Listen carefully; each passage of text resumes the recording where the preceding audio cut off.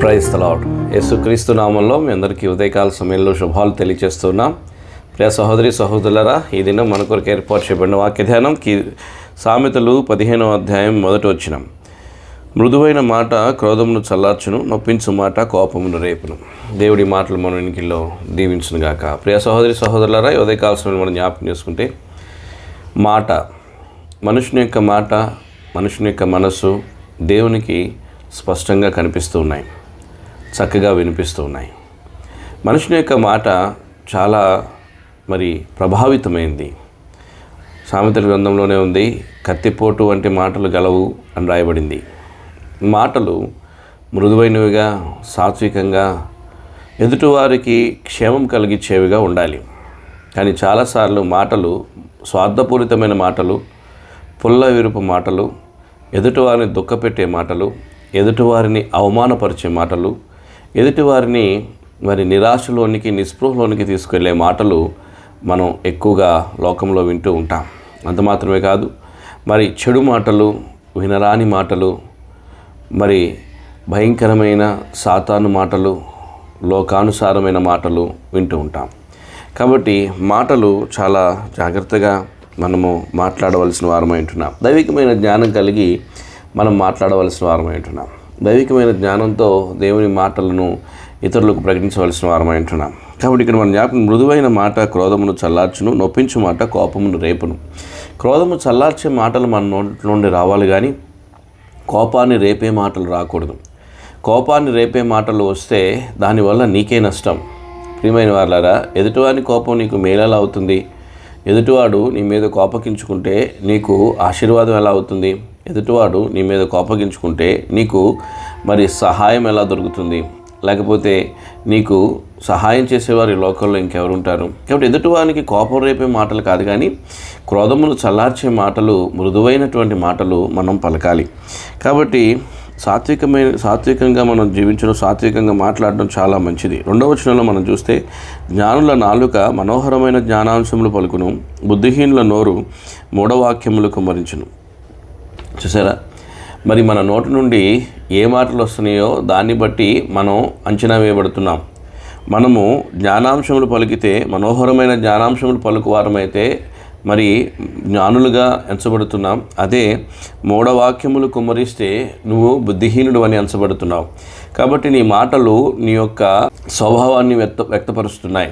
కాబట్టి ఉదయకాల సమయంలో మనం జ్ఞాపకం చేసుకుంటే, మన మాటలు ఎంతైనా మృదువైన జ్ఞానాంశములకు సంబంధించిన మనోహరమైన మాటలుగా ఉండాలి. ప్రియమైన వారులారా, 4వ వచనంలో ఏం రాయబడింది? సాత్వికమైన నాలుక జీవవృక్షము, దానిలో కుటిలత యుండినెడల ఆత్మకు భంగము కలుగును. సాత్వికమైన నాలుక జీవవృక్షము. ఈ లోకంలో మానవుడు పాపం చేసి జీవవృక్షాన్ని కోల్పోయాడు. కానీ సాత్వికమైన నాలుక అనేకులకు జీవం కలిగించే వృక్షంగా ఉంటుంది అని జ్ఞానైన సొలొమోను పరిశుద్ధాత్మ ద్వారా ప్రేరేపితుడై చెప్తున్నాడు. కాబట్టి ఉదయకాల సమయంలో నీవు సాత్వికమైన నాలుక కలిగి జీవిస్తే జీవవృక్ష ఫలము నువ్వు తీసుకొనగలవు, అనుభవించగలవు. కాబట్టి సాత్వికమైన నాలుక జీవవృక్షం. ఎక్కడ జీవవృక్షం? ఎక్కడ ఏదైనా తోట, ఎక్కడ సాత్వికమైన నాలుక, ఎక్కడ మనం. అయితే మనము కూడా జీవవృక్షముగా జీవించగలిగినట్లు సాత్వికమైన నాలుక కలిగి ఉండాలనేది బైబిల్ గ్రంథంలో తెలియజేస్తుంది. ఒకవేళ దానిలో కుటిలత ఉంటే, అంటే కొంతమంది లోపల కుటిలత్వం కలిగి, లోపల విరోధభావం కలిగి పైకి సాత్వికంగా మాట్లాడుతుంటారు. అలాంటి వారు ఆత్మ భంగము కలుగు చేసేవారుగా ఉంటారు. యెహోవాకు మాట బాగా వినబడుతుంది, మనసు చాలా బాగా కనబడుతుంది. చూడండి, ఇక్కడ రాయబడినటువంటి మాట, యెహోవాకు మనుషుల యొక్క హృదయము చాలా చక్కగా కనిపిస్తుంది, పాతాళము, అగాధ కోపము వీటన్నిటికంటే తేటగా మనుషుల యొక్క హృదయం కనిపిస్తుంది. 11వ వచనం, పాతాళమును అగాధ కోపమును యెహోవాకు కనబడుచున్నవి, నరుల హృదయములు మరి తేటగా అని కనబడును కదా. పాతాళము, అగాధమే దేవుడు కనిపించినప్పుడు నీ మనసు, నా మనసు, మన హృదయం దేవుడు కనబడదు అనుకుంటున్నారా? జాగ్రత్త, మన హృదయంలో పరిశుద్ధత కలిగి ఉండాలి. మన మాటలు సాత్వికమైనంత మాత్రాన సరిపోదు. మన మాటలు మన హృదయాన్ని మన హృదయం కూడా మన మాటలను అనుసరించి జీవించవలసిన వారం అంటున్నాం. మన హృదయం కూడా మాటలను అనుసరించే ప్రవర్తించాలి. పైకి మృదువైన మాటలు, సాత్వికమైన మాటలు, లోపల క్రోధము, కోపము, విరోధభావం పెట్టుకుంటే అది క్రైస్తవ లక్షణం కాదు. దాన్ని యథార్థత అనరు, దాన్ని కుటిలత్వం అంటారు, కపటత్వం అంటారు. కాబట్టి యథార్థత లేని వారు పరలోక రాజ్యం చేరరు కదా. కాబట్టి మాట ఏదో మనసు అది ఉండాలి, మనసు ఏదో మాట అది ఉండాలి. ఇంకా ఈ అధ్యాయంలో మాటల గురించి, బోధల గురించి, గద్దింపుల గురించి ఎన్నో విషయాలు రాయబడినాయి. మీరు కూడా ధ్యానించండి. మరి ఇక్కడ మనం జ్ఞాపకం చేసుకుంటే 28వ వచనంలో, నీతిమంతుని మనస్సు యుక్తమైన ప్రత్యుత్తరం ఇచ్చుటకు ప్రయత్నించును, భక్తిహీనుల నోరు చెడ్డ మాటలు కుమ్మరించును. నీతిమంతుని మనస్సు యుక్తమైన ప్రత్యుత్తరం ఇవ్వడానికి ప్రయత్నం చేస్తుంది. కనీసం నువ్వు సత్యంగా మాట్లాడడానికి, ఎదుటివారికి మేలైంది మాట్లాడడానికి ప్రయత్నం చేస్తున్నావా? అదే భక్తిహీనుల నోరు చెడ్డ మాటలు కుమ్మరించును. ఎలాంటి పరిస్థితి అయినా సరే ఎదుటివారిని దూషించడం, అవమానపరచడం, చెడ్డ మాటలు కుమ్మరించేటువంటి మాటలు కలిగి ఉంటున్నావా? ఉదయకాల సమయంలో మనం జ్ఞాపకం చేసుకుందాం. నీతిమంతులుగా జీవించడానికి కనీసం మనం యుక్తమైన ప్రత్యుత్తరం ఇవ్వడానికి ప్రయత్నం చేద్దాం. ఎదుటివారికి క్షేమకరమైన ప్రత్యుత్తరం ఇవ్వడానికి ప్రయత్నం చేద్దాం. అంత మాత్రమే కాదు, 29వ వచనంలో, భక్తిహీనులు యెహోవాకు దూరస్తులు, నీతిమంతుల ప్రార్థన ఆయన అంగీకరించును. కాబట్టి ప్రియమైన వారిలాంటి ఉదయకాల సమయంలో జ్ఞాపకం చేసుకుంటే, భక్తిహీనులు యెహోవాకు దూరస్తులు, నీతిమంతుల ప్రార్థన ఆయన ఆలకించును. కాబట్టి మన ప్రార్థనలు అంగీకరించబడాలన్నా కానీ మనం నీతిమంతులుగా ఉండాలి. నీతిమంతులు మనస్సు ఎలా ఉంటుంది? యుక్తమైన ప్రత్యుత్తరం ఇవ్వడానికి ప్రయత్నం చేస్తుంటుంది.